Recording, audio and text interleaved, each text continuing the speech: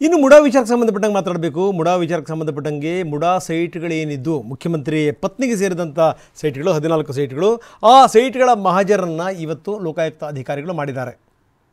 ಕೃಷ್ಣ ಅವ್ರನ್ನ ಕರ್ಕೊಂಡು ಹೋಗೇನೇ ಇದೆಲ್ಲ ಪ್ರಕ್ರಿಯೆಗಳು ಕೂಡ ಆಗಿರುವಂಥದ್ದು. SP ಉದೇಶ್ ನೇತೃತ್ವದಲ್ಲಿ ಈ ತನಿಖೆ ಆಗಿದೆ. ಈ ಮುಖಾಂತರ ತನಿಖೆ ಚುರುಕುಗೊಂಡಿದೆ. ಲೋಕಾಯುಕ್ತ ಅಧಿಕಾರಿಗಳು ಸ್ಥಳ ಮಹಜರು ಮಾಡಿದ್ದಾರೆ. ಮುಡಾ ಸೈಟ್ ಸ್ಥಳ ಮಹಜರು ಆಗಿರುವಂಥದ್ದು. ದೂರದಾರ ಸ್ನೇಹಮಯಿ ಕೃಷ್ಣ ಅವ್ರನ್ನ ಕರ್ಕೊಂಡು ಹೋಗೇನೇ ಸ್ಥಳ ಮಹಜರನ್ನ ಮಾಡಿದ್ದಾರೆ.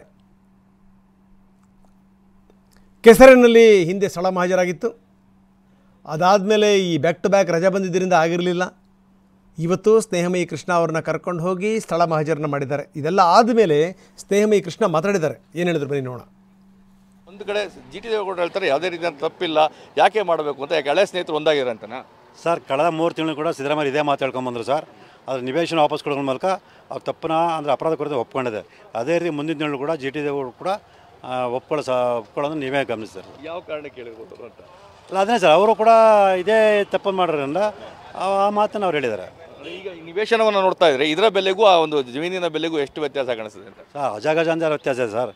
ತಾವೇ ನೋಡಿದ್ರೆ ಆ ಜಮೀನು, ಆ ನಿವೇಶನ ಯಾವ ರೀತಿ ಇದೆ, ಈ ಜಮೀನು ಇದು ಯಾವ ರಸ್ತೆಯಲ್ಲಿ ಬರ್ತಾನೆ ನೀವು ಗಮನಿಸಿದರೆ ಅದೇ ಗೊತ್ತಾಗುತ್ತೆ.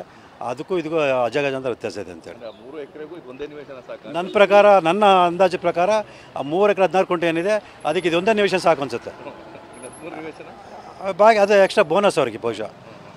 ಯಾಕೆಂದ್ರೆ ಅವ್ರು ಭಾಳ ಕಷ್ಟಪಟ್ಟು ದುಡಿದು ಜಮೀನು ಖರೀದಿ ಮಾಡಿದಾರಲ್ಲ, ಹಾಗಾಗಿ ಅದಕ್ಕೆ ಅವ್ರಿಗೆ ಲಾಭ.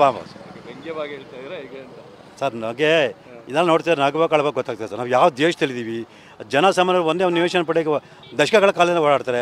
ಇವರು ಏನೆಲ್ಲ ತಮ್ಮ ಅಧಿಕಾರ ದುರ್ಬಳಕೆ ಪಡ್ಕೊಂಡು ಇಂಥ ಕೋಟ್ಯಾನ ಬೆಲೆಗಳನ್ನು ನಿವೇಶನ ಸುಲಭ ಪಡಿತಾರೆ. ಅಂದರೆ ಇದನ್ನು ನೋಡ್ಕೊಂಡು ನಾವು ಸುಮ್ಮನೆ ಇರ್ತೀವಿ ಅಂತಂದರೆ ಇಂಥ ವ್ಯವಸ್ಥೆ ಬಗ್ಗೆ ನಿಜ ಕಣ್ಣಲ್ಲಿ ನೀರು ಬರ್ತದೆ ಸರ್.